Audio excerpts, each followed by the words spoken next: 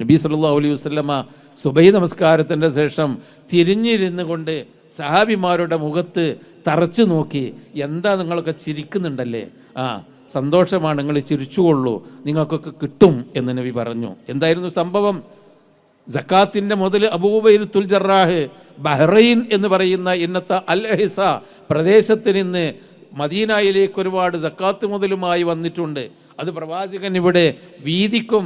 അതുകൊണ്ട് പട്ടിണി ഒരു ദിവസമെങ്കിലും പട്ടിണിയില്ലാതെ തിന്നാമല്ലോ എന്ന് വിചാരിച്ച സന്തോഷത്തിൻ്റെ ദാരിദ്ര്യത്തിൽ നിന്ന് ഒരു ദിവസമെങ്കിലും കരകയറാമല്ലോ എന്ന ആ സന്തോഷത്തിൻ്റെ പുഞ്ചിരിയാണ് സഹാബിമാരുടെ മുഖത്ത്. നബി പറഞ്ഞു, ഫവല്ലാഹി അബ്ശിറു മാ തഅമ്മൽതും, നിങ്ങൾ ആഗ്രഹിക്കുന്നത് നിങ്ങൾക്ക് കിട്ടും, സന്തോഷിച്ചു കൊള്ളുക, ചിരിച്ചു കൊള്ളുക, നിങ്ങൾക്ക് ഞാൻ തരാം. പക്ഷേ ഫവല്ലാഹി മൽ ഫഖ്റ അഖ്ശാ അലൈക്കും വലാകിൻ അഖ്ശാ അൻ തുബ്സത അലൈക്കും അദ്ദുനിയ കമാ ബുസിതത് അലാ മൻ കാന ഖബലക്കും.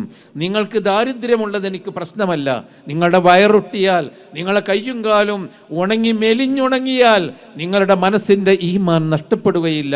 അതുകൊണ്ട് നിങ്ങൾ മെലിഞ്ഞുപോയി, നിങ്ങൾ വയറൊട്ടിപ്പോയി, വെള്ളം കുടിച്ചിട്ടില്ല, അന്നം തിന്നിട്ടില്ല, റൊട്ടി കിട്ടിയിട്ടില്ല എന്നതുകൊണ്ട് ഒരു പ്രശ്നവും വരുന്നില്ല.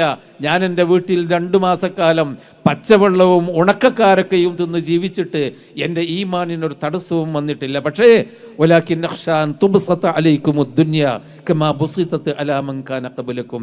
ഭൗതികമായ ആർഭാടങ്ങൾ, സന്തോഷങ്ങൾ, സുഖങ്ങൾ, സ്ഥാനമാനങ്ങൾ അതൊക്കെ കിട്ടുമ്പോൾ എനിക്ക് പേടിയാണ്. അതൊക്കെ വരുമ്പോൾ നിങ്ങൾ ലക്ഷ്യം മറക്കും, മാതൃകാ സമൂഹം നഷ്ടപ്പെട്ടു പോകും.